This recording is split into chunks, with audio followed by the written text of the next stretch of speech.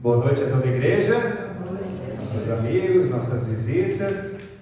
É um prazer estar novamente aqui. Como o Walter estava falando, parece que faz tanto tempo. A gente está nesses últimos sábados, sempre cada sábado em um lugar diferente, tratando desse assunto do criacionismo. E hoje nós estamos encerrando a nossa série aqui, a origem de tudo. Só lembrando que é o último episódio, o último tema, mas quem perdeu algum ou que está chegando agora pode pedir pela Novo Tempo essa revista. Nós temos em PDF também e nós estamos gravando todos os episódios e disponibilizando através do YouTube e em todos os lugares que a gente sai visitar para falar deste assunto. A gente sempre deixa a indicação, tem uma série que nós fizemos, é disponível, e logo depois do encerramento hoje eu já vou falar um pouquinho do nosso próximo projeto dentro desta área. Então, para quem perdeu alguns dos temas, pode ver, ou aquele que quiser rever alguns temas, também estará disponível aí no YouTube. Então, só lembrando, são 8 temas. Nós trabalhamos o primeiro, a origem do universo, depois a origem da vida, falamos também dos dinossauros, falamos a origem do ser humano, depois a origem da ciência. E aí começamos a entrar, sair um pouquinho da parte mais científica e filosófica, para uma parte mais teológica, falando da origem da palavra. Falamos no último domingo, não domingo passado, mas o retrasado, da origem do mal. E hoje, para encerrar, nós vamos voltar às origens. Assim como nós começamos falando de um lugar perfeito, nós acreditamos que vamos retornar a um lugar perfeito. Um lugar perfeito que nem eu nem você esteve lá ainda, mas que queremos estar. E tem uma frase na apresentação de hoje muito interessante em relação a esse assunto, e nós vamos estudar juntos aí esse último tema. Só lembrando, que no final, quem acompanhou toda a série e quem não acompanhou, mas que quiser assistir os vídeos, lá no finalzinho tem algumas questões. Você respondendo, você vai ter um certificado aí da Novo Tempo. O certificado já está com a gente. Então, assim que terminar, a gente já vai produzir o certificado e, obviamente, a gente vai fazer um sábado especial para entregar os certificados de todo mundo aqui na frente. Para quem está assistindo através do YouTube, a gente vai enviar pelo correio, se quiser vir receber aqui também, melhor ainda, mas quem está assistindo em casa pode estar recebendo aí na sua casa o seu certificado. Muito bem, de volta às origens. Esse é o tema final da série. Qual será o fim do universo? Nós estamos fazendo essa pergunta com base no conhecimento evolucionista que nós temos hoje, A ciência oferece alguma esperança para a humanidade? E o que será que a Bíblia diz sobre isso? Eu tenho certeza que o que a Bíblia diz sobre isso você já sabe. Mas o que a ciência diz a respeito do futuro do universo? É o conhecimento científico. Então nós vamos conhecer hoje, mas como dissemos, vamos começar aqui com alguns textos bíblicos. Lá na sua revista, em Isaías 65, 17 a 18, tem lá do lado esquerdo, na página 48, lá está dizendo assim: pois eu estou criando um novo céu e uma nova terra. O passado será esquecido e ninguém lembrará mais dele. Alegre-se, fiquem felizes para sempre com aquilo que eu vou criar, pois vou encher de alegria a cidade de Jerusalém e vou dar muita felicidade ao seu povo. Obviamente aqui nós temos um discurso profético falando do povo de Israel, mas obviamente falando também da nova terra, do novo céu e da nova terra. Para quem está lá com Apocalipse, pode estar abrindo aí na Bíblia de vocês, Apocalipse capítulo 21, do versículo 1 ao 4. Lá diz também algo muito parecido: vi novo céu e nova terra, pois o primeiro céu e a primeira terra passaram, o mar já não existe. Vi também a cidade santa, a nova Jerusalém, que descia do céu da parte de Deus, ataviada como noiva, adornado para o seu esposo. Então ouvi grande voz vinda do trono dizendo: eis o tabernáculo de Deus com os homens, Deus habitará com eles, e eles serão o povo de Deus, e Deus mesmo estará com eles. E quem sabe a parte mais bonita e mais esperançosa de toda essa passagem: e lhes enxugará dos olhos toda lágrima, a morte já não existirá, não haverá mais luto, nem pranto, nem dor, porque as primeiras coisas, ou seja, as coisas anteriores, passaram. Aqui nós encontramos algumas descrições, tanto desse novo céu, da nova terra, e também da cidade santa. Depois, na sequência do capítulo 21, você vai vir falando ali mais especificamente da nova Jerusalém. Então nós vemos que Deus, que criou todo o nosso planeta, após o pecado tivemos aí um desvio de percurso, mas Deus vai recriar os novos céus e nova terra. E quando nós falamos aqui novo céu e nova terra, nós não estamos falando um novo lugar, é um lugar que vai ser recriado. Aonde que nós iremos viver? Quem arrisca a resposta? Na terra mesmo. Nós não vamos. Tem o período do céu, que é um período de 1000 anos, mas esse período de 1000 anos é um fim de semana. O que é 1000 anos comparado com toda a eternidade? Só que essa terra, né, é o mesmo planeta, mas agora ele é recriado. Por isso que é novo céu e nova terra, no sentido que não vai ser um outro diferente, mas ele vai ser refeito, assim como ele foi pensado lá no início. Então eu não sei se você consegue imaginar o que vai ter nesse novo céu e nova terra. Eu adoro parar para pensar no que vai ter lá. E obviamente você já sabe que a nossa mente humana finita não dá conta de imaginar as coisas que terão por lá. Eu sempre digo, principalmente quando falo com os jovens, que o novo céu e a nova terra, e essa questão de céu é muito mais parecido com um filme de ficção científica, porque tem coisas que você não consegue imaginar, do que simplesmente aquela coisa que o pessoal fala por aí de céu, que é um anjinho tocando harpinha em cima de uma nuvem, tudo muito branco, tudo muito calminho, não é? Se o céu for desse jeito, não dá nem vontade de ir para lá, né? Se é tudo aquelas nuvens, né? Quem que quer ir para um lugar onde não tem nada, não acontece nada? A nova terra não vai ser assim. Terá muitas coisas acontecendo que a gente não sabe, mas Deus está preparando. Eu gosto de dizer uma coisa: eu acho que vai ser bem melhor do que era antes. Por quê? Com quantos dias Deus terraformou esse planeta? 6 dias, 7 dias, uma semana. Agora nós temos mais tempo, né? Deus está preparando esse lugar. Ele prometeu lá em João 14, né? Eis que vou preparar e quando estiver pronto, o que vai acontecer? Vou voltar e vou buscar vocês. Está demorando mais que 7 dias, não está? Tá, né? Então eu acho que vai estar melhor do que no começo.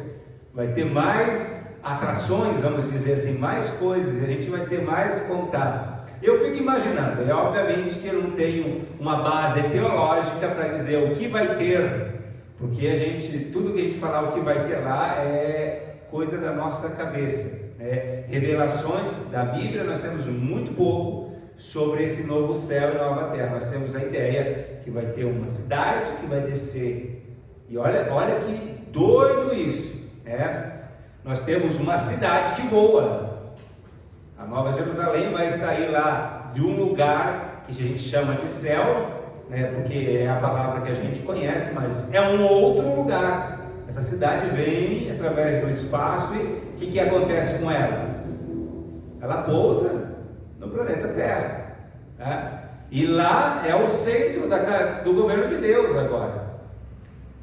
E essa cidade, que é gigantesca pelas dimensões que a própria Bíblia fala, a gente não vai entrar nos detalhes do tamanho dessa cidade agora, mas ali, se você pegar a conta de estádios do versículo 16, dá 2.200 quilômetros de largura, de comprimento. E aí no final do versículo ainda fala que os três lados são iguais, dando a entender que a altura também seria essa mesma distância.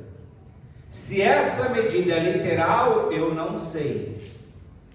Muitos teólogos dizem que ao dizer que é a medida dos três lados iguais, está indicando a perfeição. Maravilha, tenho certeza que vai ser. Mas também tenho certeza que vai ser alta. Não, pode até ter andares diferentes, como a gente vê em algumas ilustrações que a gente tenta recriar. Mas que é grande, e isso é só a cidade.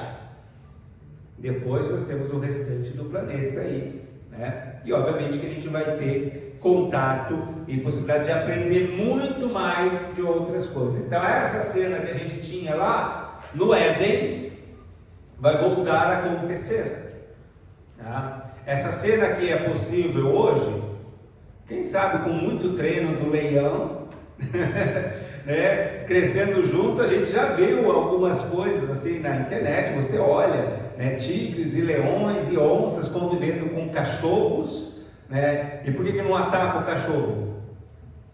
Porque cresceu junto, né? Então aqui nós vamos ter um ambiente novamente renovado, e obviamente que a alimentação do leão nesse momento não vai ser mais a ovelhinha.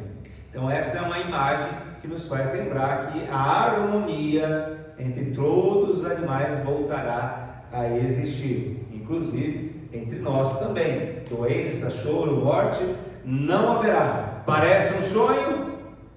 Parece um sonho, né? Para muita gente que ouve esse relato bíblico, fala assim: isso é coisa da cabeça de vocês, isso é uma utopia, é algo que vocês estão colocando aí esperança, mas que jamais irá acontecer.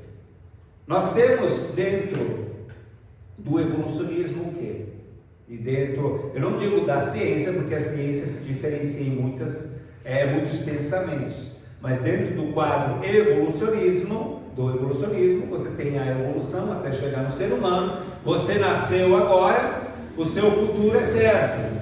Qual que é o teu futuro? Caixão. E depois disso, não tem depois, acabou.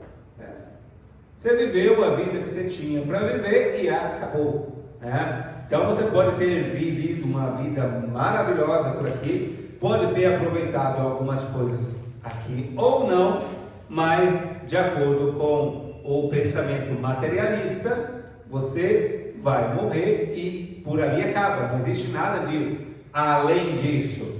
Para nós que temos a esperança do retorno de Cristo, de uma nova vida, nós sabemos que a morte é como um sono. Você vai deitar sua cabecinha lá no travesseiro por um segundo e quando você vê, já acordando de novo. Mas já nem deu tempo. É assim, é a morte, é no abrir do piscar. Para quem estiver vivo parece que vai demorar, mas para quem descansar no Senhor, vai ser de um abrir e piscar de olhos, né? Então, olha aqui a frase que eu gosto: pertencemos ao lugar aonde queremos ir. Quem está dizendo essa frase é o cientista, não sou muito bom ali, acho que é alemão, Werner von Braun. Se tiver algum alemão, me corrija aí. Ele está dizendo: nós pertencemos ao lugar aonde queremos ir.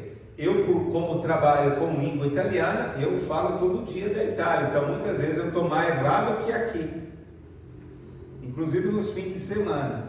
Não estou lá literalmente, mas como estou trabalhando com esse assunto, muitas vezes a gente está mais envolvido com as notícias de lá, com aquilo que acontece lá, e quando de repente a Carol chega para mim, você viu o que aconteceu ali em Toledo? Eu não estou nem sabendo, não vi a notícia.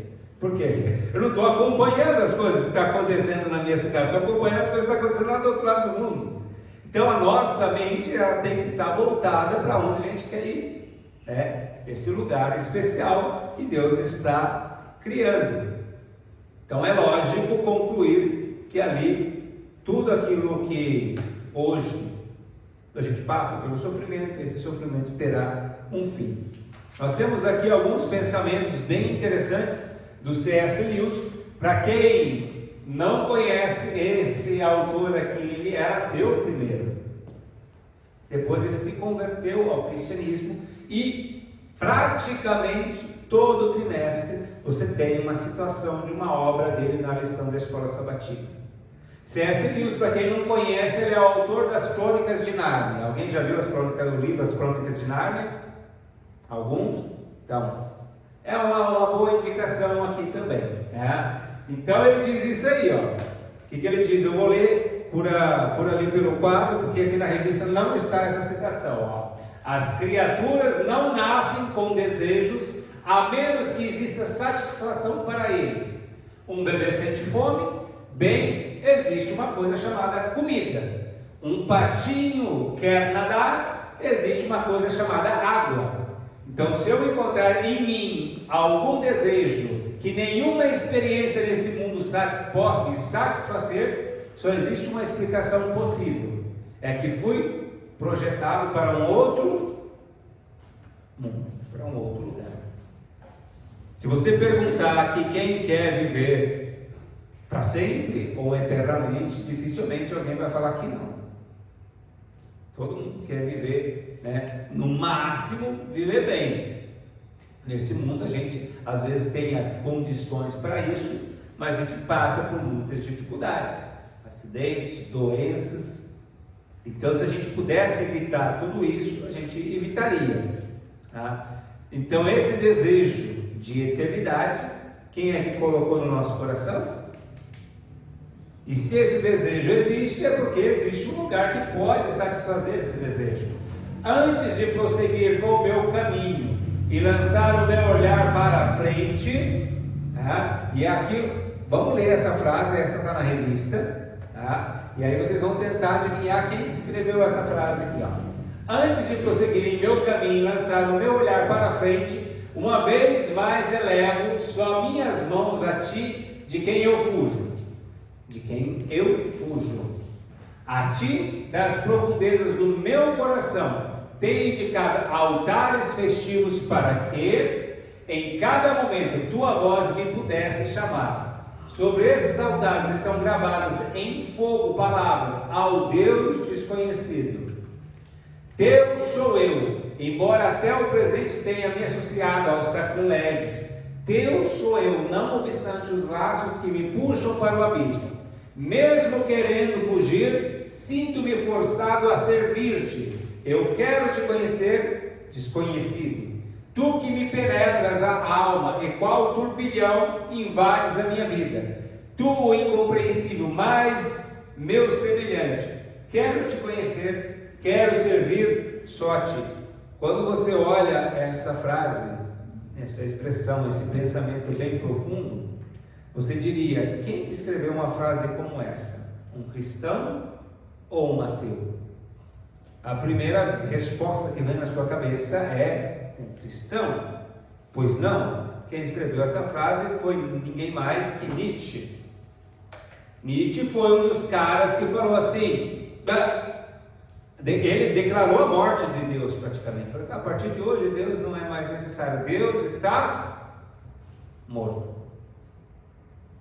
É um grande, famoso filósofo ateu. Mas nós temos outras citações aqui de pessoas que eram durante toda a sua vida ateus e que nos últimos momentos deram um passinho na direção do cristianismo. Vamos ver alguns outros aqui também, Apesar de uma vida de negação a Deus, em 1849, Heinrich Heine fez uma declaração que espantou ao mundo. ao arqueólogo Fernando Meyer, que no outono daquele ano, 1849, o visitou o reino, gravamente enfermo, ele já estava doente aqui, e paralítico devido a sífilis. O filósofo declarou o seguinte: olha só, pode acreditar, meu amigo, pois é em quem lhe confio, ou seja, eu que estou dizendo para você, em leito de morte, após longos anos de madura reflexão, depois de considerar atentamente tudo quanto sobre a matéria se tem falado e escrito em todas as nações, cheguei à certeza. Para um filósofo falar sobre certeza é um pouquinho complicado, mas tudo bem, vamos parar com essa expressão aqui, de que existe um Deus que é juiz das nossas ações, de que a nossa alma é imortal. Vamos colocar aqui um comentário, porque ele está acreditando em uma coisa um pouquinho diferente ainda. E existe uma vida no além, onde o bem é premiado e o mal castigado. Ele ainda está com uma visão um pouquinho distorcida daquilo que nós acreditamos, mas veja que ele já está dando um passo na direção de Deus. Ele não compreende ainda todo o processo. Não tivesse eu essa fé, persuadido da incurabilidade do meu mal, já há tempo teria posto um fim à minha miserável existência. Então, um outro filósofo aqui, indo na direção de Deus. Agora sim vejo claramente que quem me conhece e me vê pode dizer que não falo por coação, ou seja, não estou sendo obrigado a dizer isso. O espírito obnubilado, mas numa hora em que as minhas faculdades estão tão robustas e arejadas como em qualquer tempo anterior, ou seja, eu estou doente, estou velho, mas a minha cabeça ainda está boa. Então, eu não estou dizendo porque eu estou velho, eu estou gaga. Eu tenho plena consciência daquilo que eu estou afirmando. Um outro ator aqui, Viktor Frankl, A Presença Ignorada. Somente a pessoa espiritual estabelece a unidade e a totalidade do ente humano. Ela forma essa totalidade como sendo biopsico-espiritual. Somente a totalidade tripla torna o homem, ok? Olha que interessante essa expressão aqui, biopsico-espiritual. Para quem já foi desbravador, nós dentro do clube de desbravadores procuramos desenvolver 3 habilidades ali muito bem nítidas, Aquilo que é espiritual, a mental e o físico. Físico, bio, psico, mental e espiritual. Ou seja, ele está dizendo com a mesma palavra aquilo que a gente já vem pregando há muito tempo. Vamos para alguns cenários aqui do fim, de acordo com a ciência tradicional, com a ciência evolucionista. Você sabe que se nada intervir nesse planeta, se você não sabe ainda, agora você vai descobrir quais são as 3 possibilidades obviamente, você vai morrer, vai demorar muito tempo, mas qual é o que vai acontecer com o planeta Terra nos próximos milhões ou bilhões de anos? Nós temos aqui algumas possibilidades. Primeira possibilidade é chamada de Big Crunch. Lembra que nós trabalhamos sobre Big Bang? Lá no início do primeiro episódio, falamos como isso não altera em nada a nossa fé, porque nós estamos falando de vida do ser humano. O universo pode ter sido formado há bilhões de anos que não altera nada. Nós estamos falando de evolução do ser humano, evolução da vida. Nós estamos falando do sistema da criação do espaço-tempo, nada mais que isso. Tá? Quando mexe ali com a criação, a vida na Terra aí é outra coisa. Tá? Então, é algo um pouquinho na sequência. O que dentro dessa teoria acontece? Bom, se o universo estivesse expandindo, como a gente acredita que está, e não houver matéria suficiente para ele se expandir muito além do que ele precisa se expandir, então automaticamente ele vai se contrair. É como um elástico, você vai puxar, chega uma hora que não dá mais, o que acontece com o elástico? ele volta. Tá? Então nessa volta seria aí o Big Crunch. Assim como teve a grande expansão, lembrando, não tem nada a ver com a explosão, com bomba, com nada explodindo. Agora a gente tem uma contração que vai nos esmagar, né? Tudo o que tiver ao nosso redor, nos transformando num super buraco negro. Essa é a primeira possibilidade, se nada sobrenatural tomar conta daquilo que a gente está fazendo aqui, se nada intervir no planeta. Próxima possibilidade também é uma expansão contínua. Então vamos imaginar agora que esse elástico você consegue esticar infinitamente. Ou seja, essa expansão não vai ser freada, né? Não vai ser revertida, o universo vai se expandir constantemente, as galáxias vão se afastar constantemente, e uma hora ou outra, assim como um carro que está andando, a tendência é, se você não parar num posto de gasolina, o que acontece? Vai acabar a gasolina. Então, se não existe nada que volta, você continuar só indo para frente, né? As estrelas vão queimar todo o seu combustível e há bilhões e bilhões de anos no futuro nós vamos ter aí um cosmos todo amontoado de matéria fria, sem combustível. Ou seja, esse é o segundo cenário. Tá? Um outro cenário, você acha que está bom ou está ruim, esse aqui tem um terceiro ainda, que é falando sobre a expansão solar. Quem sabe daqui a uns 5 bilhões de anos, que é mais ou menos o que a contagem evolucionista dá para o planeta Terra, né? O Sol vai ter convertido e consumido boa parte da sua energia. O que vai acontecer com o hidrogênio? Ele vai se expandir, e nessa expansão do Sol ele vai alcançar todos os planetas que estão perto dele: Vênus, Mercúrio, Vênus, ou planeta Terra, Marte, e depois que ele alcançar tudo isso, ele vai se encolher, se transformando numa anã branca. Então a terceira possibilidade é você ser torrado pelo Sol. A pergunta é: qual dessas três você prefere? Você quer ser esmagado num super buraco negro? Você prefere se transformar num montoado de matéria fria vagando pelo espaço? Ou virar churrasquinho do Sol? São três possibilidades que a ciência apresenta, se nada de sobrenatural acontecer no nosso planeta. Obviamente nós temos uma outra esperança, né? E é essa que nós apresentamos aqui, tá?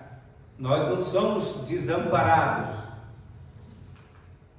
Então a questão, as três opções, A, B ou C, você escolhe a que você prefere. Eu realmente prefiro a quarta opção, que está lá em Eclesiastes 3:11, né? Deus pôs no coração do ser humano o anseio se esse anseio pela eternidade foi posto no coração humano, como diz o autor que nós lemos lá no começo, é porque essa eternidade existe, porque senão não faz sentido nenhum ter esse anseio.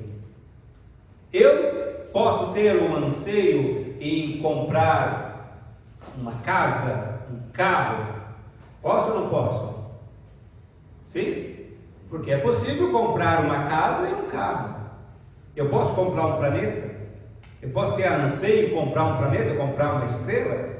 Tem muita gente que ainda vende essas coisas por aí, você acha? E tem gente que quer comprar, mas eu não consigo, né? Por quê? Porque ela não está dentro do nosso alcance. A Bíblia mesma ela vai mencionar 2.500 vezes um evento chamado a volta de Cristo. A Bíblia vem trabalhando essa possibilidade. Lembrando, quando eu estou falando possibilidade, para comparar com todos os outros modelos que nós apresentamos durante essas 8 semanas. Está lá em João 14, né, do verso 1 ao 3, que vai dizendo que aquilo que foi criado perfeito no início vai voltar, né, de volta aqui às origens, né? As origens. Olha aqui uma outra citação, muito interessante essa. Alimente-se imortais e estudarão com deleite, que jamais se fatigará, as maravilhas do poder criador, os mistérios do amor que redime. Eu vou parar por aqui, porque quando eu falo assim, estudar, tem gente, não, mas vou ter que estudar. Já não gosto de ir na escola, tem gente que não gosta. Se eu pudesse ganhar para ficar fazendo isso, eu ganhava para ficar fazendo isso. Se tivesse um trabalho de estudante, se alguém conhecer essa profissão, pode me contratar, tá? Que eu vou trabalhar com muita satisfação. Lá eu vou poder estudar coisas que aqui eu não consigo. Daqui eu consigo falar sobre os anéis, sobre Saturno, sobre Urano, Netuno, mas eu não consigo lá. Quem sabe, né, a gente não vai fazer um percurso. Como é que vai ser esse percurso? Vai ser uma nave espacial? Vou voando? Vou me teletransportar? Não sei. Eu quero estar lá para descobrir como é que eu vou fazer isso. Tá? Mas eu vou ter possibilidade de criar, de estudar tudo aquilo que a criação de Deus nos permite. Lembrando, a ciência não faz nada. A ciência simplesmente descobre aquilo que Deus criou. Então, trabalhar com a ciência é maravilhoso por isso, porque você não está inventando nada, você está trabalhando aquilo que Deus já deixou para você descobrir. E se existe essa possibilidade de descoberta, é porque existe uma ordem, foi colocada uma ordem, não foi feita ao acaso, senão a gente não existiria nem como estudar nada neste planeta. Ali os mais grandiosos empreendimentos poderão ser levados avante, alcançar as mais elevadas aspirações, as mais altas ambições realizadas. Sabe aquele projeto que você quer fazer aqui? Não é nada perto daquilo que você vai poder fazer lá. E surgirão ainda novas alturas a atingir, novas maravilhas a admirar, novas verdades a compreender, novos objetivos a aguçar, as faculdades do espírito, da alma e do corpo. Vai ter desenvolvimento físico, mental e espiritual. Tudo lá, em um lugar só. Continuando aqui, e ao transcorrer os anos da eternidade, trarão mais e mais abundantes as gloriosas revelações de Deus e de Cristo. Assim como o conhecimento é progressivo, também o amor, a reverência e a felicidade aumentarão. Quanto mais aprendem, olha novamente aqui, ensinar, aprender, estudar as pessoas acerca de Deus, mais será a sua admiração de seu caráter. História da Redenção, Eloy, página 433. Essa expressão, essa menção aqui não está na revista, mas achei oportuna colocar, porque vai ser um lugar onde nós iremos, sim, vai ter atividades para a gente fazer. Para quem gosta de estudar, vai ter muita oportunidade para conhecer coisas novas, coisas que você não tem respostas aqui, você vai poder pesquisar e chegar a conclusões lá. E vai ser sempre terá uma coisa nova a aprender, né? Sempre terá uma coisa nova a aprender. Vamos para alguns versos que estão lá nas perguntas. Esse nós já lemos no começo, Apocalipse 21, de 1 a 4, que promessa Deus fez para aqueles que aceitam o seu plano de salvação.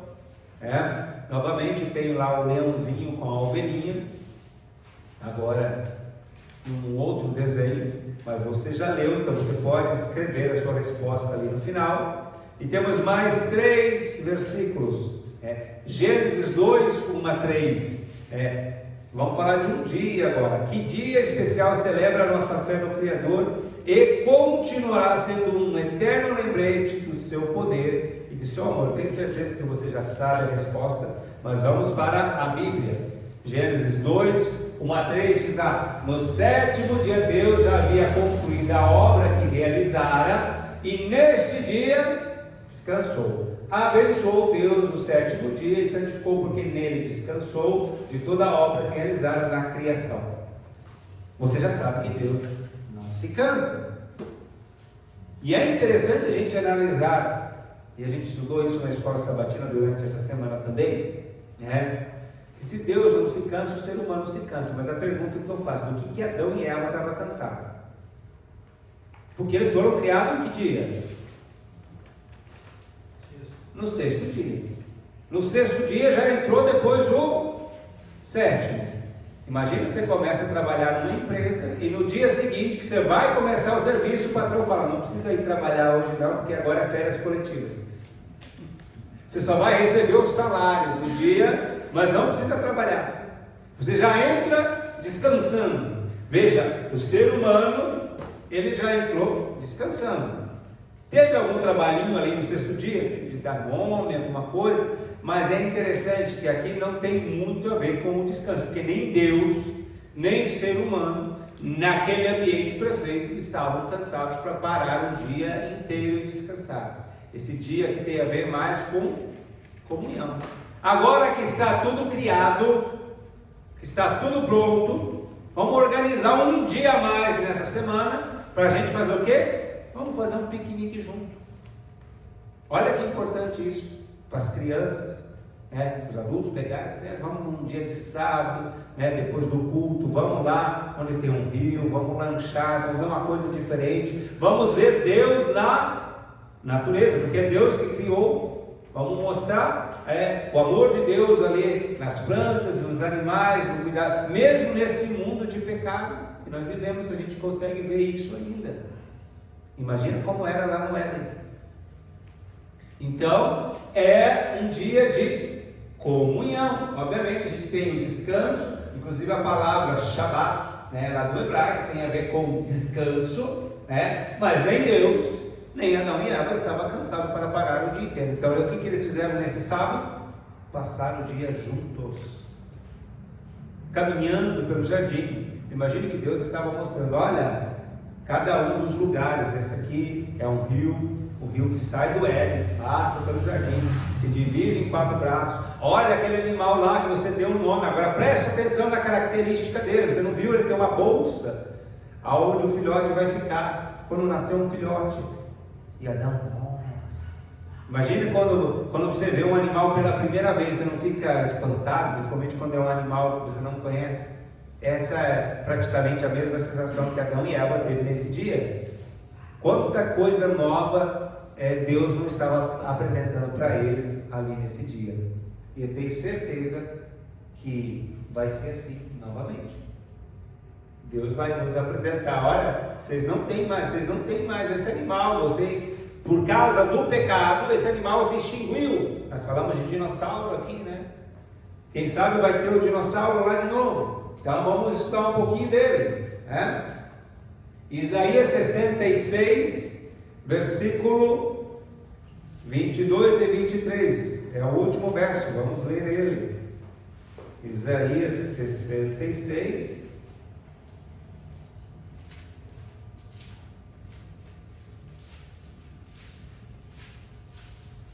lembrando da ordem, né? Isaías, Jeremias 66, do 22 e o 23, e diz assim: porque como novos céus e a nova terra que hei de fazer estarão diante de mim, diz o Senhor, assim há de estar a vossa posteridade, o vosso nome, e será que de uma festa da lua nova a outra, de um sábado a outro, virá toda a carne adorar perante mim, diz o... Vai ter lua, né? Vai ter sol também. Muita gente lê lá Apocalipse e fala, não vai ter mais sol, porque a glória de Deus vai iluminar. A Bíblia diz que não precisa, não que não vai ter. Hoje está de noite, eu preciso da luz acesa, mas de dia eu preciso da luz acesa? Porque a luminosidade do sol ofusca a luminosidade da luz aqui dentro, não preciso da luz acesa. Então, lá nesse novo lugar recriado, vai ter lua, vai ter sol. Só que na Nova Jerusalém não vai precisar por causa da glória de Deus. Mas vai ter, porque se não tiver sol, não tiver lua, como é que eu sei quando é um dia, quando é outro? Quando é lua nova, quando é uma estação, quando é sábado? Ué, se não tem sol, não tem lua, não tem dia, não tem noite, não tem sábado, não tem semana. E veja que a gente muitas vezes continua falando que não vai ter as coisas que a Bíblia nunca falou que não vai ter. A Bíblia falou que não precisa, nossa, cidade santa, que é muito diferente de não ter no restante dos outros lugares. Tá? Então chegamos aqui ao final, né, da nossa série. Então, essa citação que é bem conhecida nossa, né? O grande conflito terminou. Lembra que nós falamos sobre a origem do mal no 6º episódio? O pecado e os pecadores não existem mais, o universo inteiro está purificado. A única palpitação de harmonioso júbilo vibra por toda a vasta criação. Daquele que tudo criou emana vida, luz e alegria por todos os domínios do espaço infinito, desde o minúsculo átomo até o maior dos mundos. Todas as coisas animadas e inanimadas em sua serena beleza e perfeito e gozo declaram o quê? Deus é amor. Veja, aqui fala desde o pequeno, do átomo, mas até o infinito do universo, os maiores dos planetas. Nós vamos ter acesso a tudo isso, esse conhecimento que muitas vezes a gente sofre para adquirir. Com anos e anos de pesquisa, lá você vai ter pesquisa também e vai conseguir chegar a conclusões muito maiores que nós conseguimos chegar aqui nesse planeta. Aqui tem o certificado. Para quem acompanhou todas as noites, para quem não acompanhou, fica o convite. Ela está sendo gravada e depois a gente vai postar novamente aí, o link onde você tem acesso a todas as 8 noites. E aí, respondendo as questões, nós vamos colocar aqui, ó, o seu nome nesse certificado e vamos fazer aqui uma entrega para vocês. Eu tenho certeza, tem muita gente que eu converso nos lugares que eu vou, que fala que está acompanhando todos os episódios. Eu não sei aqui da igreja, quantos assistiu todas as noites aqui? Opa, temos 4, 5, 6, maravilha. Mas que maravilha. Então veja que a facilidade hoje, né, com a internet, não perdeu, choveu, opa, não está perdido. O conhecimento está salvo, vai poder assistir, né, quem quiser rever também. Então esse aí é um certificado. Lá no final tem algumas questões. Entregando aqui para mim, eu já faço o certificado e a gente vai estar imprimindo e entregando para vocês aí no momento oportuno. Lembrando que se você quiser pedir a sua revista ainda, é só entrar no site da Novo Tempo ou conversar com a gente tem PDF, tá? Chega aí na sua casa gratuitamente quando se pede em pouca quantidade. Eu não posso deixar de falar, eu quase que ia esquecendo. A gente está terminando esse projeto com a revista Origem de Tudo, mas dentro do núcleo criacionista de Cascavel, que a gente faz parte por extensão, tá? Nós vamos começar um outro projeto na sequência, que é o estudo de livro A Origem da Vida, a História da Vida, aliás, do pastor Michelson Borges. Como é que vai funcionar? A cada 15 dias nós vamos estudar um capítulo desse livro. Não vai ser na igreja, vai ser online. O primeiro capítulo que a gente vai estudar vai ser agora na sexta-feira à noite, às 20 horas, sempre com um convidado diferente. Então são 10 capítulos, são 10 convidados e o Michelson Borges, o pastor Michelson Borges, vai estar com a gente no último capítulo. Então aqui neste livro nós vamos nos aprofundar em muitos assuntos que nós tratamos hoje, e durante toda essa série da Origem de Tudo, e aqui nós vamos ver com outros convidados todos esses assuntos e muito mais. Então a gente vai estar enviando no grupo da igreja e enviando para quem está em casa também o link para a participação dessas noites. É uma programação de 1 hora somente, uma palestra rapidinho com algumas perguntas e respostas de várias áreas do conhecimento científico, e a primeira é já nesta sexta-feira, dia 7. Que Deus venha nos abençoar para tanto, é o meu desejo e minha oração nesta noite.